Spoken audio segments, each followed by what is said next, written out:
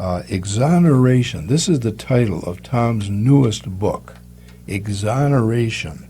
And tell us about the story in that book. Okay. First of all, it's a work of fiction, and I mention that because it's important that the listeners realize that it's based on a real-life story that occurred in Michigan in a case that I tried back in the early 90s. It was a pro bono case, and the man was charged with the murder of his wife by injecting her with a rare drug called succinylcholine. And then it was claimed that, while the couple was out riding their horses, she fell off the horse and hit her head on a rock. She was dead on arrival at a local hospital, and then because the parents disliked my client so much, they kept on badgering people, including the toxicologist that did a toxicology study and found nothing. And because he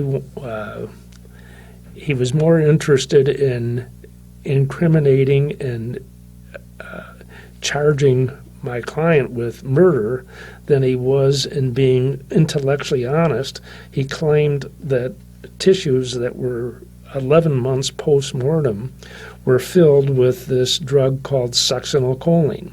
Well, succinylcholine is the drug that is used when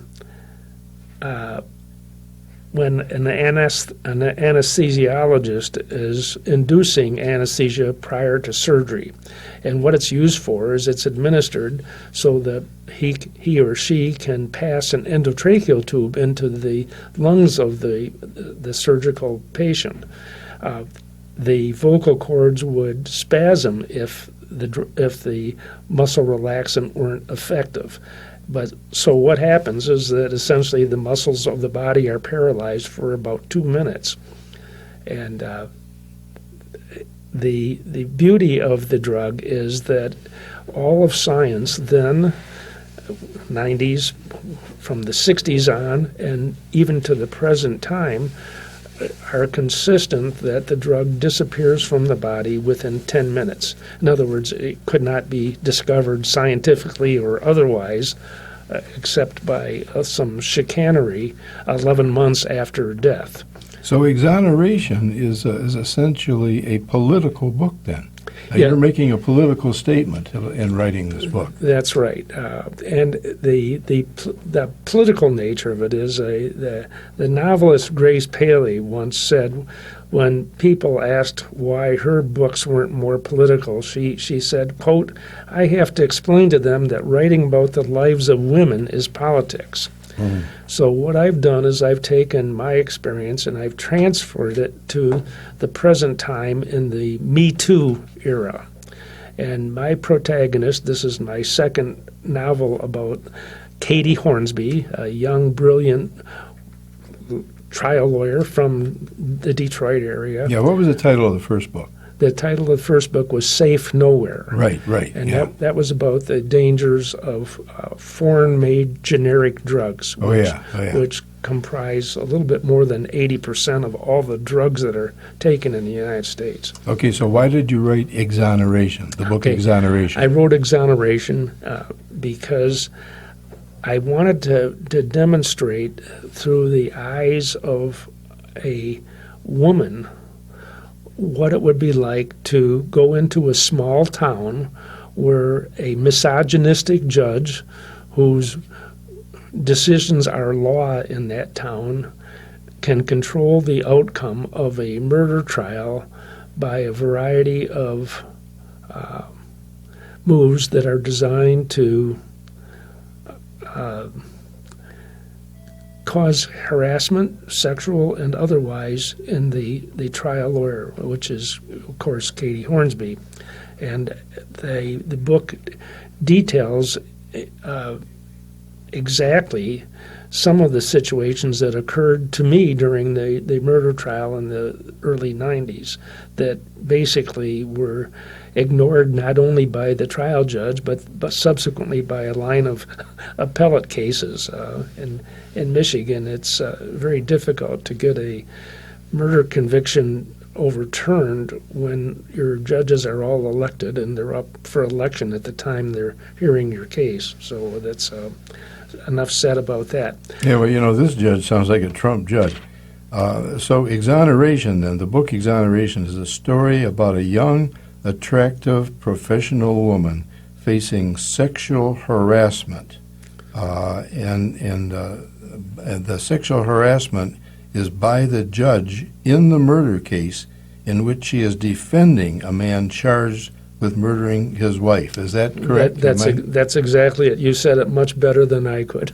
Okay. Well, how does she manage this? Well, I don't want to give the ending away, but Right. but she does persevere, and her sidekick is a young African American paralegal woman, Leslie from Detroit, who essentially guides her through the process because of her past experiences, and they do achieve a successful result at the end of the book by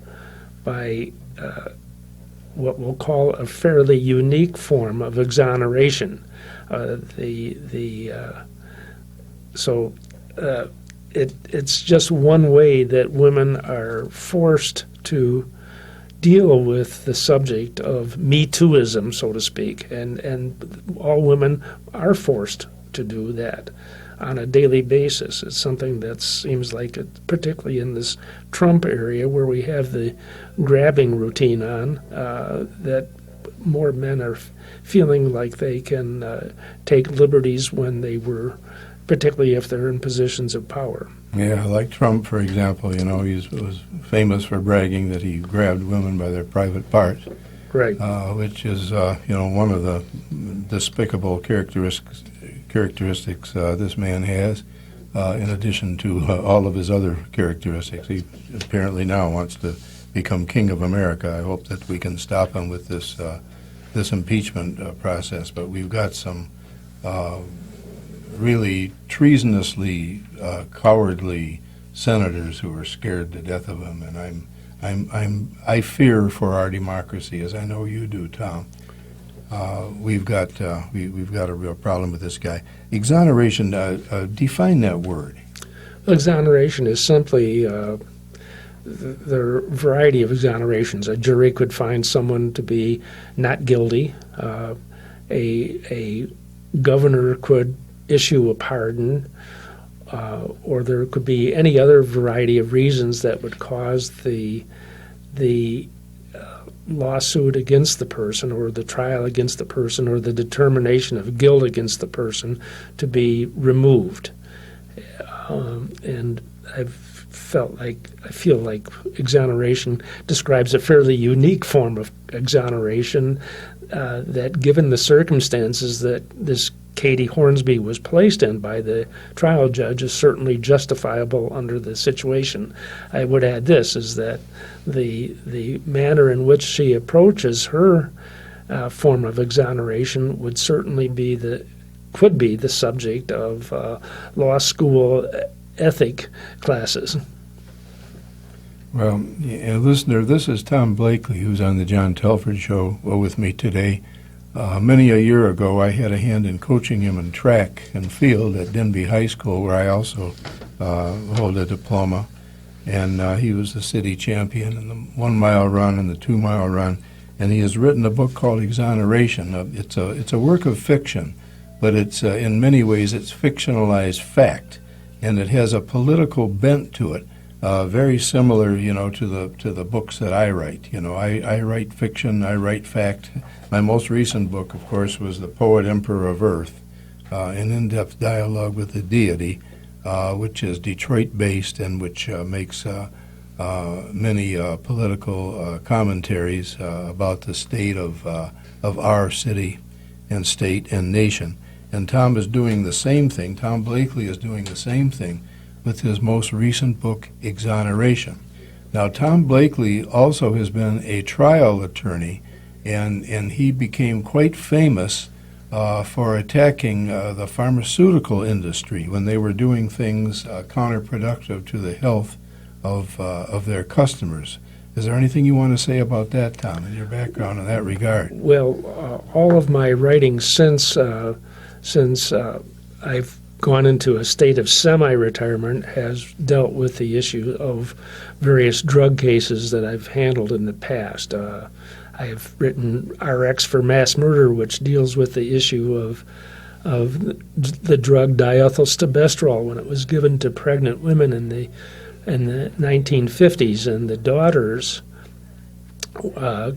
were discovered to develop vaginal cancer about 19 years after birth, and that was a whole variety of things. And anyhow, so as I said, the whole panoply of books are about drugs.